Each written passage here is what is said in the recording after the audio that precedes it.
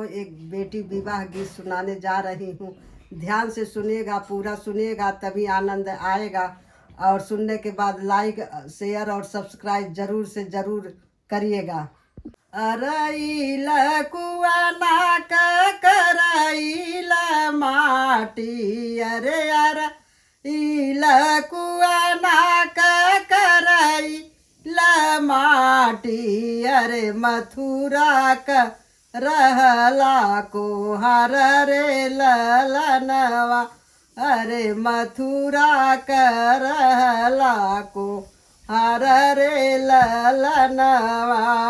अच्छा अच्छा घड़ीला तू गढ़ मोरे भैया, अरे अच्छा अच्छा घड़ीला तू गढ़ मोरे भैया, अरे पनिया भरन हम जबरे लनवा, अरे पनिया भरन हम जबरे लनवा।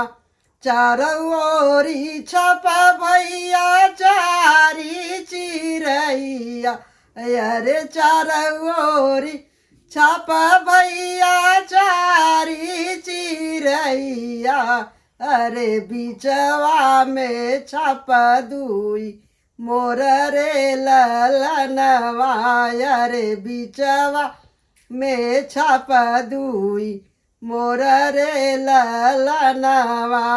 चारऊ चिरैया रे चऊ चऊ बोल, अरे चारऊ चिरैया रे चऊ चऊ बोल, अरे बिचवा में बोलै दुई मोर रे ललनवा, अरे बिचवा में बोलै दुई मोर रे ललनवा।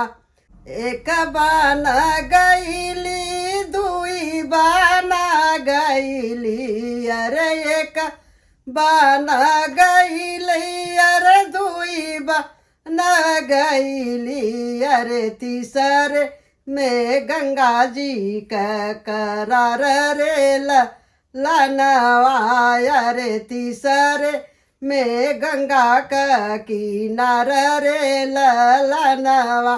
घड़ी लाही बोरी बोरी धरली किनरवा, अरे घड़ी लाही बोरी के धरली हम नीचवा, अरे घड़ी ला भयल चका चूर रे ललनवा, अरे घड़ी ला भयल चका चूर रे ललनवा।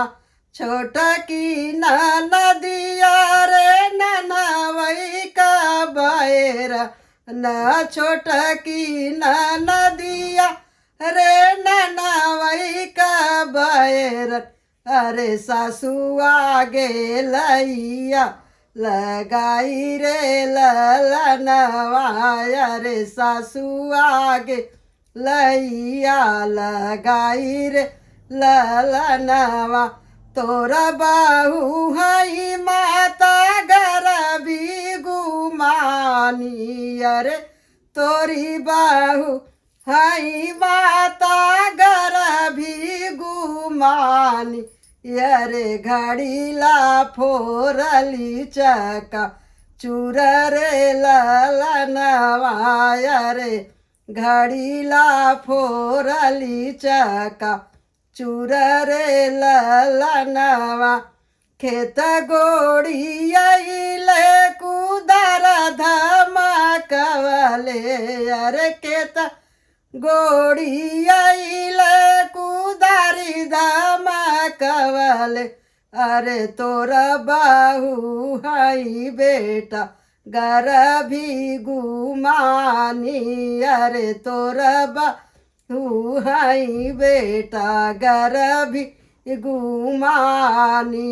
पनिया भरत बेटा तोरड़ी घड़ी लवाया रे, पनिया भरत बेटा तोड़ली घड़ी लवाया रे, आंगने में भैली निठाढ़ रे ललनवा रे आंगन में भैली निठाढ़ी रे ललनवा हंसी हंसी बोला ले दुल्हे अमृत राम हंसी हंसी बोला ले बेटा हो अमृत राम सुन माता अरज हमार रे ललनवा रे सुन माता अरज हमार रे ललनवा